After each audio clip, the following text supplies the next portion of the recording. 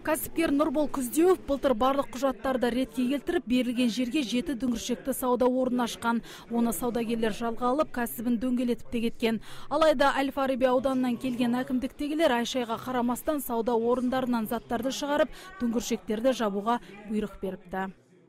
Ешқандай ескертусіз келіп, менің қыздарым бар, көмекші қыздарым, келіп бутиктің ішіндегі сол қыздармен қоса бұлай уатқан бутикті. Біз өзіміз білеміз, енді олардың кісіліктерімен айтамайыз. Барлығы бейне камераға түсірілген. Бұл әкімшіліктегілер сонда халықтың қамын ойлап сөйтпесе, халықты қирату. Олар қандай қызмет істейді, мен түсінбеймін. Халыққа көмектесіп, сауда істеуге былай үлкен көмек берудің орнына ол кісілер неге бізді қиратып, бутигімізді лақтырып жүрген яғни. Мысалға отырмыз, біз жұмыссыз. Жиналғандар соттың шешімінсіз ешкімді де өз мүлкінен айыруға болмайтынын айтты. Ерсі қылық танытқандардың ісі сотқа да жолданған. Енді алдағы уақытта кәсіпкерлердің құқығы оңды қорғалу үшін кәсіпкерлер палатасынан арнайы маманда бекітілмек. Жиында жарнаманың жайы да қаралды. Агенттіктегілердің шағымы бойынша жарнаманы қала ортасындағы көшелерге ілуге жергілікті атқарушы органдар тарапынан тосқауыл қойылыпты.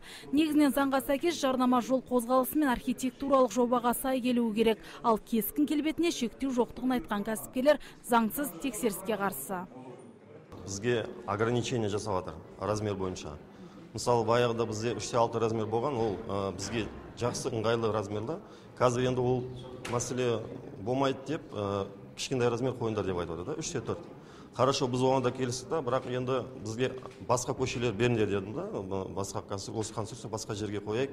Енді осы уақытқа дейін бізге көше бермеді әлі. Барып, қалан сыртына қойыңдар деді. Ойқа ешқандай реклама бармайды.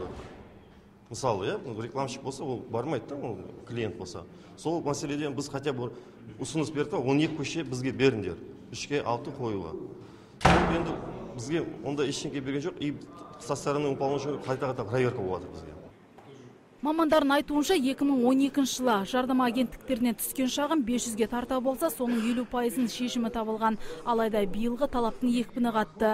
Мәселені бір жақты етпесе, кәсіпкерлердің шығынға батары хақ.